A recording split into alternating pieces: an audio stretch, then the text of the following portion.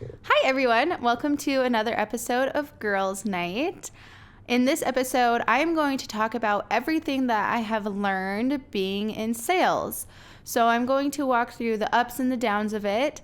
I'm going to go through a bunch of the lessons that I've learned about sales, about the workforce, about kind of just life in general. And I'm also going to share a couple things that if you've been in sales or if you're looking to get into sales yourself, a few things that you should consider, especially when looking for a job and competitive pay. And I'm also going to walk through just my history and my story with sales, how it all started, where it ended, and where I'm at now. So grab a coffee, get comfy, and let's get started.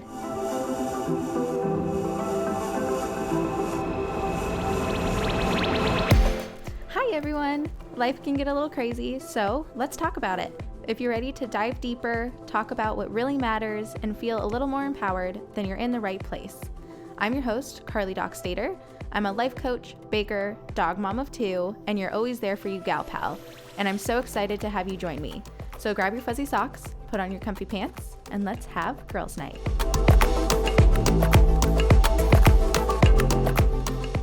So as I mentioned in the introduction, I'm going to talk through a lot of the stuff that I have learned being in sales. And being in sales, I know that there are probably a lot of assumptions that probably pop up in your mind when I say that, whether they be good or bad. And we're going to walk through some of that as well. But to get started, I want to talk through my story and my journey and my history being in sales. So in college, I studied marketing. I actually went back and forth between what I wanted to actually get my degree in a couple times. So I love working with kids, so I thought about being a teacher. For a while, I took education courses. I thought about being a pediatrician for a while, so I took some science courses. Both of those didn't seem like a good fit for me for various reasons as I thought about it more. But I ended up staying with marketing. That's what my degree is in. It's in marketing. I had to take one sales class while I was there as part of the marketing curriculum, and I hated it. It was my least favorite class. The teacher was always making me talk in front of the class, which of course he was because it was sales, but I did not like talking in front of the class. Like, I barely asked questions because I didn't like everybody staring at me. I tend to actually be a little bit more introverted, I would say. Well, actually, so I would say I'm like an extroverted introvert. So I need a lot of alone time. I recharge my batteries being by myself. I also really like being around people. So I'm actually very social and I do really well in social settings as well. But if I'm around people for too long or if I don't take enough time for myself to recharge, I get really annoyed and really run down. So sales, that said, you wouldn't think is a good fit. And I never wanted to be in sales. I never wanted to do the cold calls or the cold emails, just the cold outreach at all. That just was not my cup of tea at all. But obviously, spoiler alert, based just on the title, I was in sales. So anyways, after I graduated from CU, I got a job at a bar downtown Denver. It was one of those rooftop bars and it was really fun. So I was doing waitressing, I was doing cocktail waitressing. So that's when you like bring the drinks to people at night when the tables are closed. You like go around getting people's drink orders and bring it to them instead of them going up to the bar. And I was doing bottle service. And all of that was so fun. It was so fun, especially considering I was just out of college. It was summertime, and summertime downtown Denver at one of those rooftop bars is so fun. It really just kind of felt like you were going out, especially when I was working on the weekends.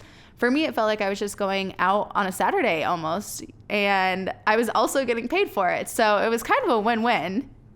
And then another company while I was working there started recruiting me.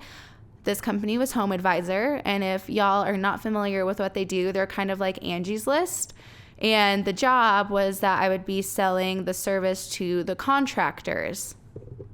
And I had never been in sales before, but they sold me on the money. They told me that on average, the salespeople made a certain amount of money. And I was like, well, I could do better than average, so I could definitely make more than that. And it seemed like a lot of money to me at the time. And here's the thing with that company specifically, they oversell it. Your base is $30,000, which is not a lot, especially in downtown Denver where the cost of living is so high. And their commission structure in order to get up to the higher amounts was bogus. They did not pay you for every sale that you made. That's just bogus. You should be paid for every single sale that you make.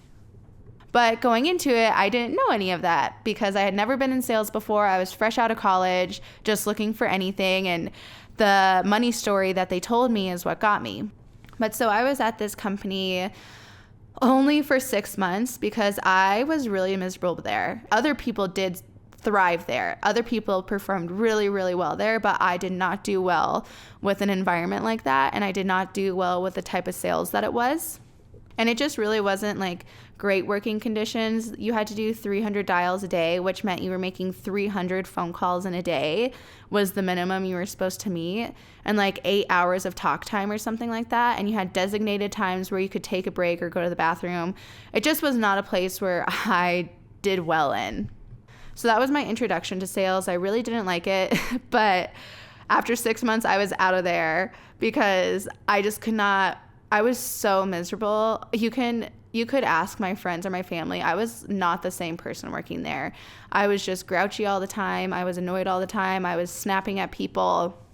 So it was just not good.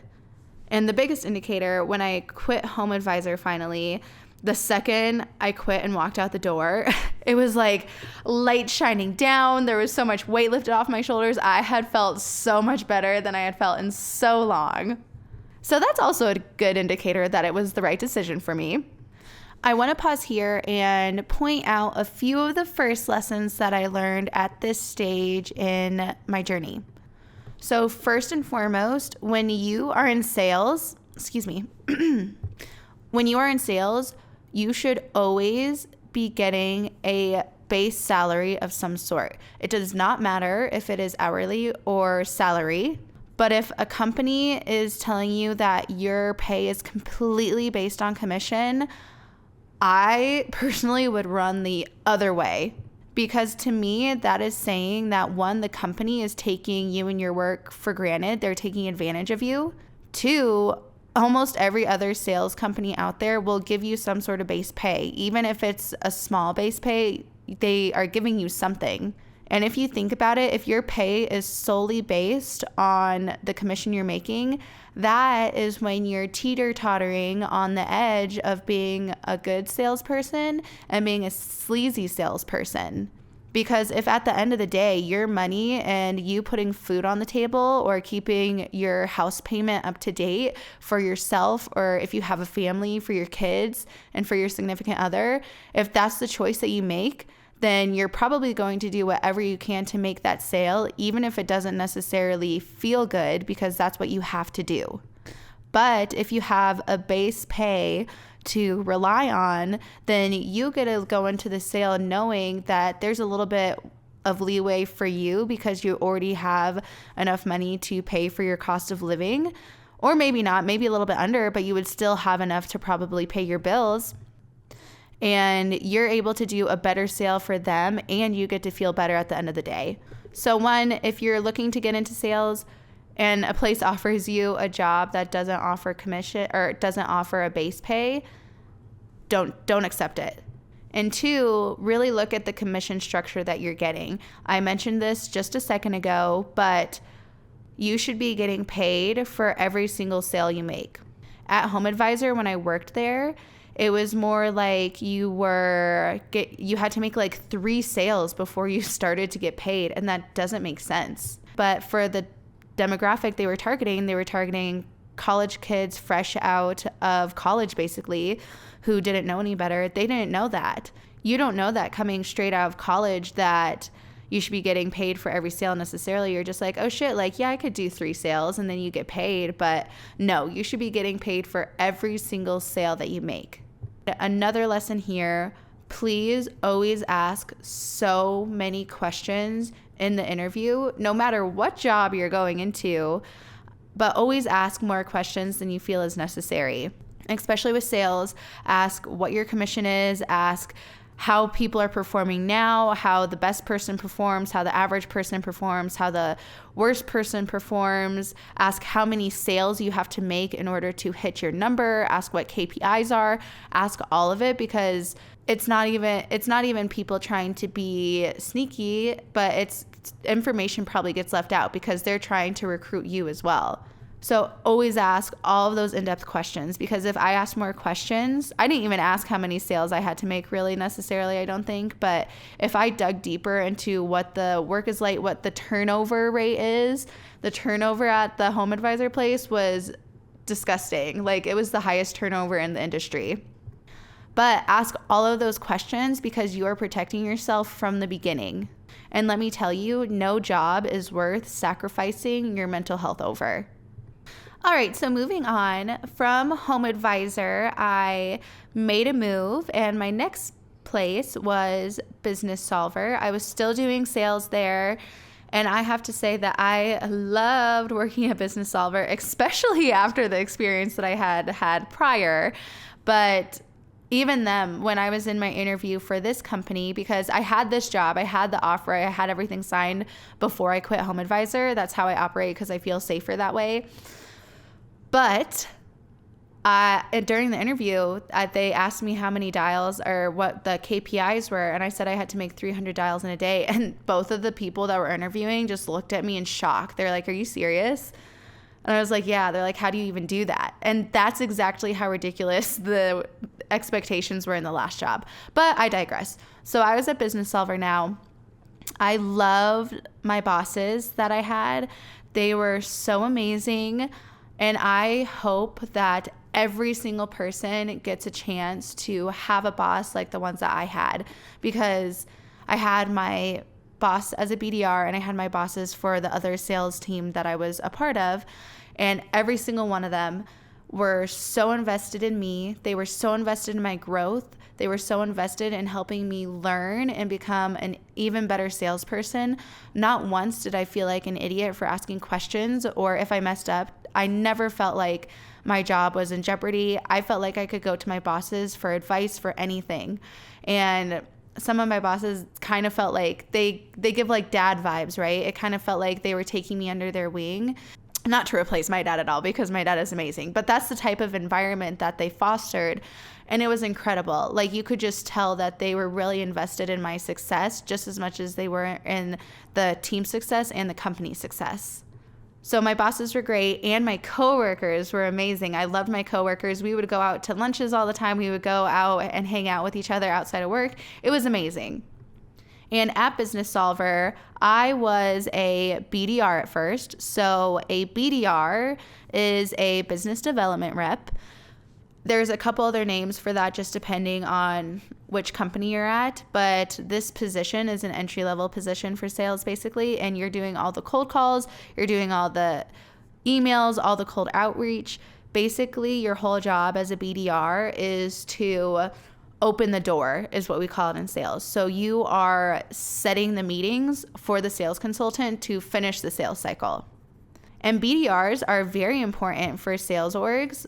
And I think they don't get enough credit, but they should, because they're the ones kind of out there on the battlefield, getting all the rejections and all the no's, doing all the cold outreach, which is no one's favorite part of the job. And they're opening the door for business, which is just as important as closing the doors, because unless the door is opened, you can't close it. And I was performing really well as a BDR on the team. I was getting a lot of meetings. I was getting noticed by my bosses and by the team. And that was a really good feeling. Of course, I had other people to thank for that too, because my bosses were helping to train me and stuff like that, and they were so supportive. But I was showing all this progress. So I got promoted into an ADR, which was an account development rep. And essentially that position was a position that they made for me. And it was like a hybrid role between a BDR and a full-blown sales consultant. So I had my own territory, but whatever deals I had, I would split with one of the other more experienced sales consultants, and they would walk me through the process, the rest of the selling process, and we would split the commission. And from an ADR, I was promoted to a sales consultant.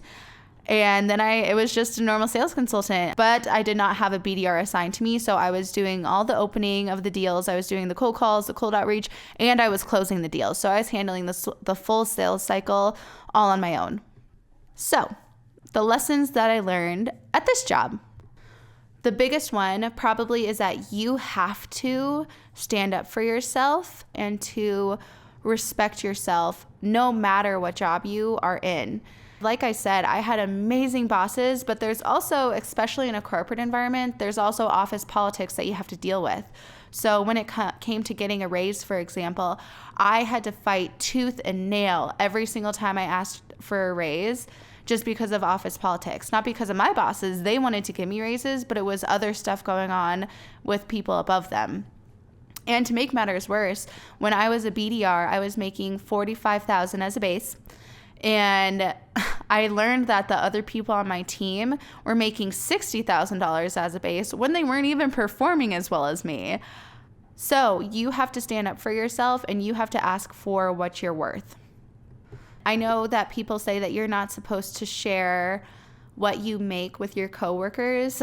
I personally don't believe in that. I believe that's just kind of a way for companies to keep the peace because they don't want other people knowing how, like, that your coworker is making more than you. But that's exactly why you should, because if you're performing in your job, and you're doing everything you're supposed to, or if you're excelling above everybody else, then yeah, you definitely want to know, because I was making $15,000 less than people that weren't performing as well as me. And yeah, there's other things that you have to consider. You have to consider, one, whether you negotiated your wage going in. You have to consider if you're actually performing. You have to consider the experience level that they had, all these things. But at the end of the day, if you're performing and you're doing more, then you definitely deserve to be paid at least as much as the other person, if not more. So I always kind of see what my coworkers make, even though I know it can be kind of taboo. But if you're friends too, like, your friends don't care sharing. As long as you're not going to judge or feel superior, like, that's the biggest thing. Don't let it go to your head and don't let it ruin you. But also stand up for yourself, ask for raises. So I found that out, and immediately I knew I had the evidence and the experience to back it up that I deserved more. And not because, oh, he's making this much, so I should be making that much. No, you can't go into a negotiation for a raise with that attitude. You have to go in like, hey, I'm doing this, this, this, this, and this. I'm also doing this and this. I deserve a raise. That's how you're going to get the raise, is when you outline exactly the value that you're bringing. So ask for a raise. Don't be scared of asking for a raise. I know that it can be really scary when you first do it. The very first time I asked for a raise at Business Solver, I was like, I was so nervous. I spent the whole night before preparing. I wrote out a list of everything that I was bringing to the table and why I should. I thought of things that my boss might say for why I shouldn't, and I had written out answers the best that I could. I had them written out in a notebook, and I brought the notebook to me with the meeting I had set with him. And I was just sitting there. I got into the meeting room that I had booked like 10, 15 minutes early, and I was like reading through all of my notes. I was sweating bullets. I get like nervous sweat, which is gross, but I was sweating bullets in there. So I was really nervous. I was like getting all sweaty because I was nervous about asking. He comes in and I tell him the best I could, which probably about like 90% of what I wanted to say flew out the window because my brain just stopped working. But I told him that I wanted a raise. I outlined the reasons why, and he looked at me and he was like, oh, it's already in the works, Carley. Like, we know that you deserve more. So sometimes it's just a matter of getting the ball rolling. And that said, that is a good example of like my boss just being a great boss and being on top of it. But also there were instances at Business Solver where I had to fight for it. So I got a promotion at one point. I did not get a raise with the promotion, which was kind of a double just slap in the face. And to be fair, this was right around the time of COVID. So my company used that as an example of, or as an excuse rather, of, well, we're cutting people, we're laying people off, so we're not going to give you more money. So I was patient with that. I was like, okay, like I'll just wait a little bit and I'll ask for a raise again later. But the thing that really got me about this was, it was me and another coworker there had both gotten promoted at the same time from a BDR into a different position, and he was upset about it too. So he had a talk. So this was like a C-suite level conversation because my bosses knew that I was not happy about not getting a raise. And so they set up a meeting with me and like the C-suite level guy. He was like the chief sales officer. I forget his exact title, but me and my other coworker both had a meeting with them. My other coworker, who was a man, which I think is important to note, had his meeting before I did. So we kind of met up after his, and I asked him how it went, and he told me that it was great, that boss man is what I'm going to call him, that the CSO was really understanding, that he understood if I wanted to leave, he would help me find a new one. He would give me recommendations and write recommendation letters for him, all this stuff. And he was like, it was amazing. Like, you're going to do great. So I go into this meeting. I'm like, shit, yeah, like, that's going to be a great conversation, because the understanding part and the listening part is the biggest part of any conversation like this, right? Even if they're not able to give a raise now, still, like, just understanding and being willing to work with us is the biggest thing. So I go into this meeting and the CSO starts telling me this story about how when he was my age, he was making the same, which, to be fair, was like 30 years ago. So him making the same as me is like making double that I was making at this point with inflation and cost of living. Besides the point, but he was going into this and how he had a mentor and he wasn't really making that much and all this. And he's like, but at the end of the day, I realized I should just be grateful for the experience and getting to learn. So he was telling me that I should just be grateful for what I have and I should stop bothering about a raise. And that was such a different experience from what my other coworker had just gone through. And I was livid. I was so upset, and I am not one for hiding my feelings. My emotions get written all over my face. I was shocked. It took me a second to gather my thoughts, but after he told me that I should be grateful for the experience, blick, which that's only something that women get told. Men do not get told to be grateful for the experience. That's a thing that women experience in the workplace, not men. And that this specific example is an example of that, where my male coworker went in, had a completely different conversation than what I had. I was told to be grateful for what I was getting, and he was told that, yeah, he definitely deserved more and that he would be getting all the support he could possibly get. No, that's just not a thing. I was so appalled by him telling me this. I didn't care that he was C-suite. I told him, I was like, I basically said, how dare you say that to me? I was like, I deserve more than this and you know it, and never say something like that to me again. And the conversation was a long time ago, so I don't remember my exact words, but that's the gist of it.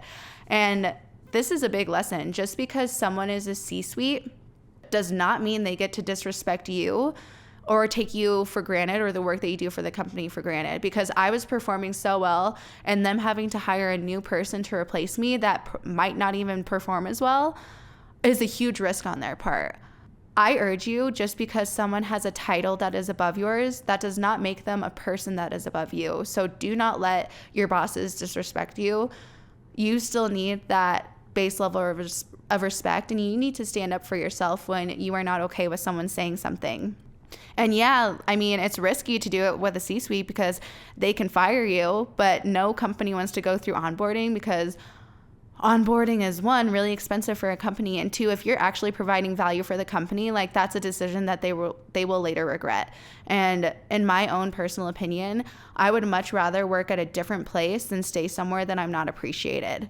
It is not worth giving up your dignity and your self-respect just for a few bucks, because there are endless jobs out there and you can get a job anywhere, especially when you have a good reputation behind you. So those are the major lessons I learned there. Ask for raises, ask your coworkers, and make sure you're kind of in line with what you should be making. And stand up for yourself, respect yourself, and don't be afraid to stand up to your bosses or C-suite level, because at the end of the day, they're just people too, just with a bigger title. And a lesson that I learned as a BDR, and really in sales in general, just because I've always been doing my cold calls myself, is that in sales, you get really used to the word no. You spend most of your day hearing no, and every once in a while you get a yes.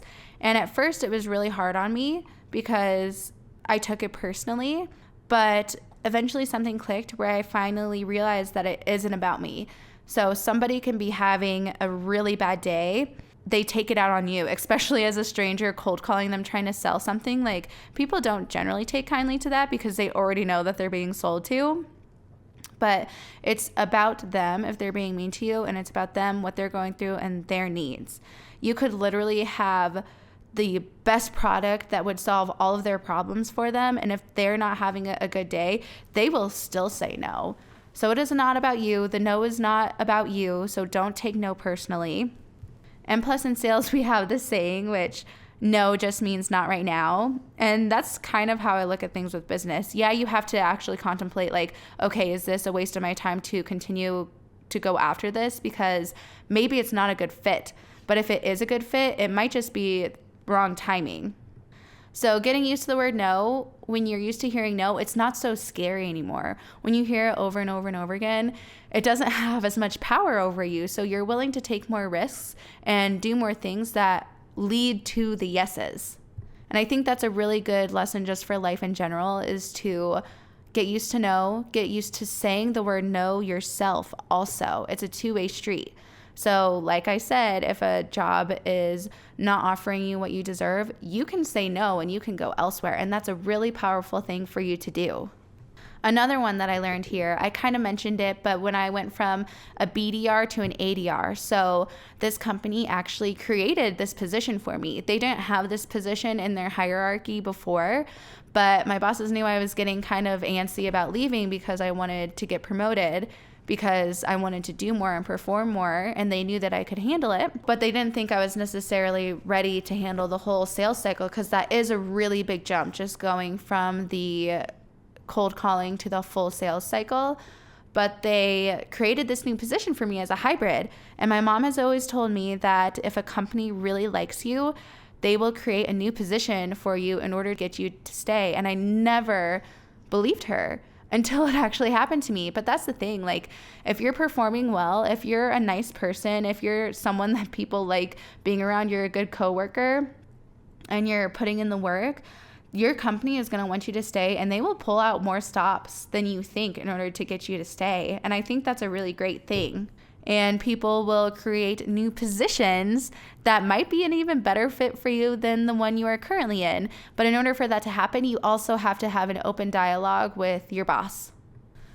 So moving on from Business Solver, I really liked that company. I really liked my bosses. The reason that I left is because there were some changes to the company structurally / ownership wise, I suppose you could say it was. There were just changes happening in the company, and they were making changes that I didn't agree with.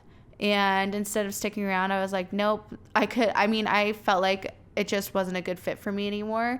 And I didn't care to stay at a place that felt like a bad fit, because I'd done that before. And if it's a bad fit, it's a bad fit, you know? So I just decided to move on. Well, actually, really what had happened, I was still kind of staying. I was still kind of like figuring out what I wanted to do, but I was not like the happiest in the position anymore. One of my old coworkers actually started recruiting me to his new job. And so that I went to that place. And this was the last place that I did sales at, Gradient AI. So I ended up leaving Business Solver and going to Gradient AI, doing sales. And this was a steep learning curve for me, because at this job you sell to underwriters, and underwriters are these, and actuaries are like really, really smart people who do all the intricate underwriting for like health insurance and stuff like that. So it was way above my head when I went in here. But I think it was still a really great opportunity for me. And this is where I ended my sales career, in the traditional sense of sales. But the biggest thing that I learned here, so by the time I left Business Solver, I had gotten a couple different raises, simply because I kept pushing, I kept performing, and I kept on top of asking for the raises. And that's a big thing. You have to keep asking for it, even if you don't get it right now. But by the time I left Business Solver, I think my base was like $90,000. And then at the last one, I was making, as my base, $135,000. So how I did this, I was getting offers elsewhere from a different previous coworker. He also wanted me at his company and he was recruiting me. So I was kind of using these two offers against each other to make them go up. And the crazy thing is, when I told my boss about it at Business Solver, they matched it at Business Solver as well. So that's a really big lesson, is to, one, know what you're worth, because companies will pay you what you're worth. And if another company is offering that to you, tell your current company what you're considering, because they can probably give you more perks to make you stay. And for any company, whether it's staying with the one you currently have or going with a new company, you can always negotiate your salary, especially when it's a new job that you're getting. But sometimes a company seriously won't have enough budget for this huge salary and the salary that you want.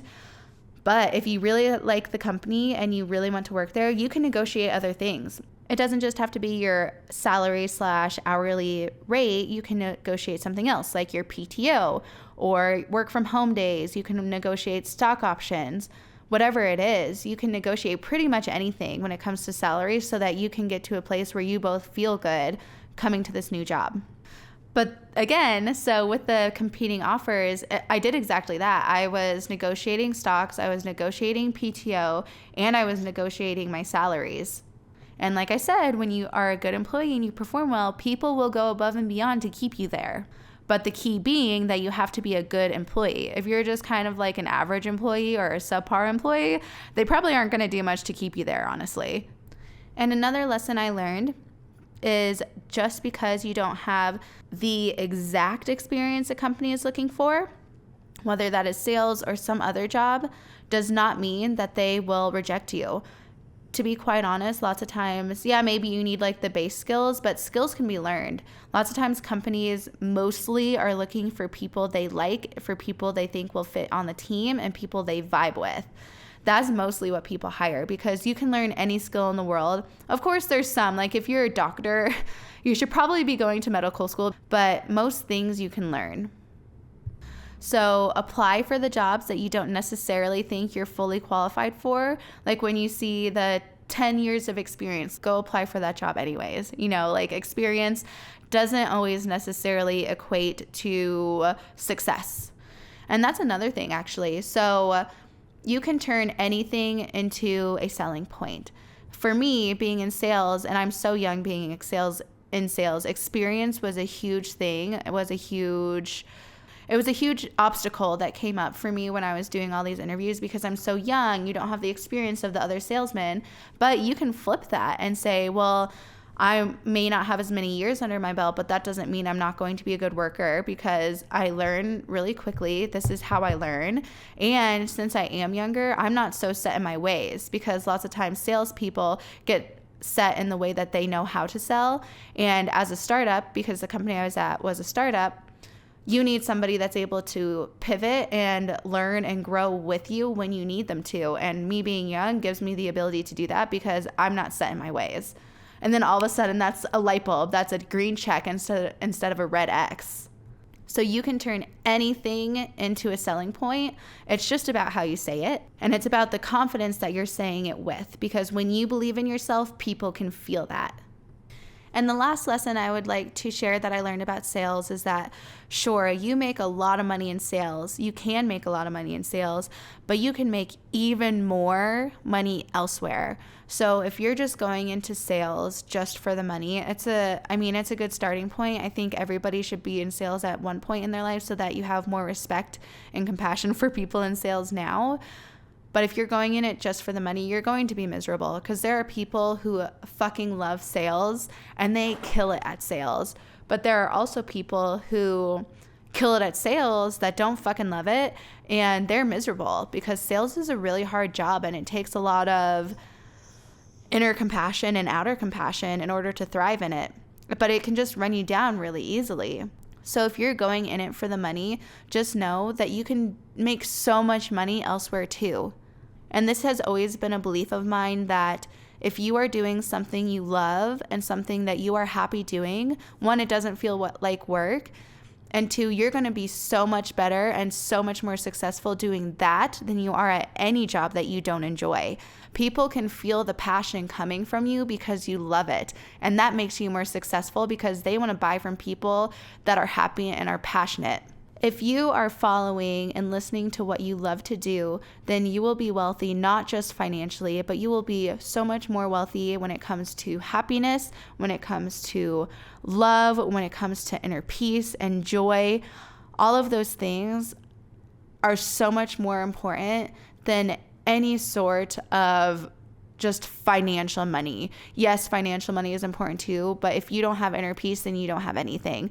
So I always believe that you should go for what you love to do, and that will make you successful in the long run, just because you're going to have more motivation to be better at it anyways. So yes, to sum it up, you can make a lot of money in sales, but you can also make a lot of money elsewhere. So you do not have to be miserable in a sales job because you think you can't make the same amount of money elsewhere. You can. If you love your sales job, go ahead, keep it and keep doing your thing, making your money. But if you don't love it, go make your money elsewhere and be happier. So that's it, guys. I would love to hear your thoughts on it, whether you are considering going into sales, whether you've been in sales, whether you're an ex-salesperson, or you're just using this as advice for a normal job, then that's great. But I would love to hear your stories. So thanks so much, guys. See you next week. Bye.